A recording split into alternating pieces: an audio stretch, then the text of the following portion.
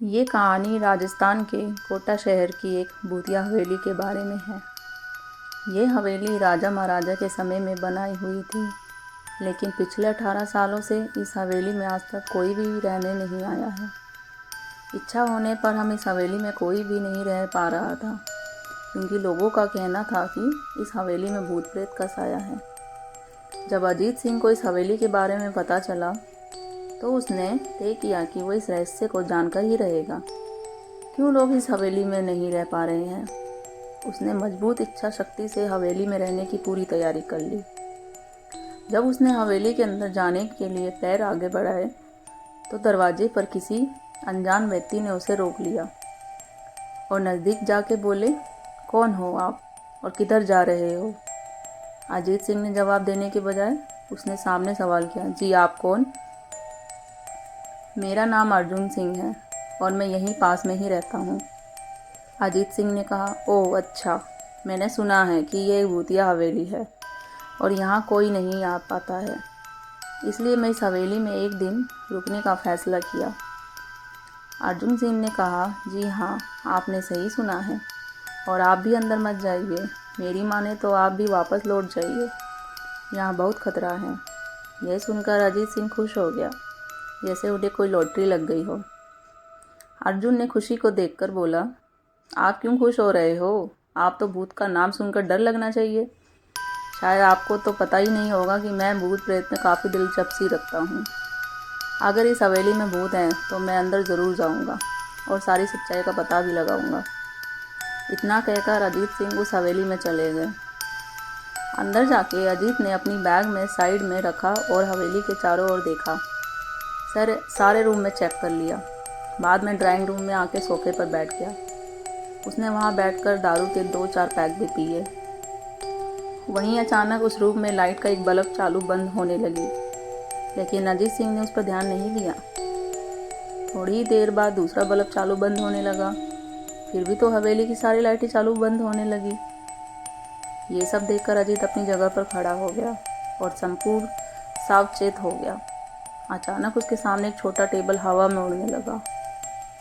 करीबन 6 फुट हवा में ऊपर जाकर गोल गोल घूमने लगा और बाद में अजीत की ओर तेजी से आने लगा।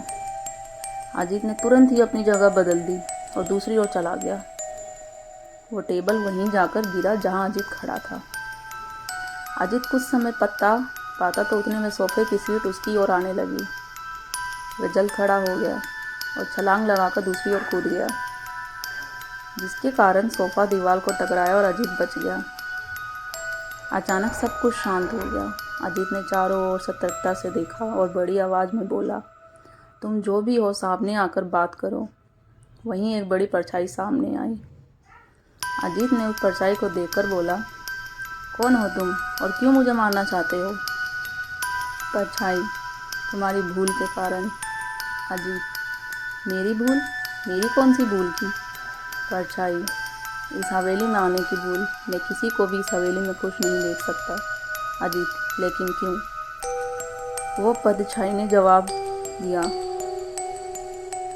आज से 18 साल पहले इस हवेली के मालिक ने मुझे यहीं पे ही मार डाला था। मेरी कोई गलती भी नहीं थी।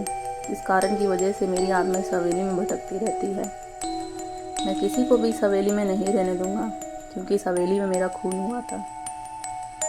इस हवेली में जो रहने के लिए आएगा उसकी मौत होगी। अजीत ने कहा, मैं तुम्हें अपनी असली रूप में देखना चाहता हूँ। तुम्हें मारने से पहले मैं तेरी इच्छा ही अवश्य पूरी करूँगा।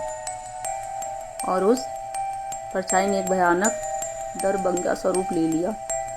उसका चेहरा इतना भयानक था कि अजीत भी एक क्षण के लिए डर गया था, लेकिन दूसरे ही क्षण में उसने अपने आप पर काबू पा लिया। बाद में इसने अपनी जेब में सफ़ेद पाउडर निकाला और उस भूत पे फेंक दिया। भूत के पर पाउडर पड़ते हुए वह जलने लगा। बड़ी बड़ी ज्वाला उठने लगी। वो बहुत जोर से चिल्लाने लगा और बाद में पूरी तरीके से जल गया। उसके बाद अजीत ने चैन से सांस ली और वहीं पर सो गया। दूसरे दिन सुबह जब अजीत को सही सलामत हवेली के बाहर आते देख अर्जुन को आश्चर्य हुआ। अर्जुन ने पूछा, तुम कैसे जिंदा हो?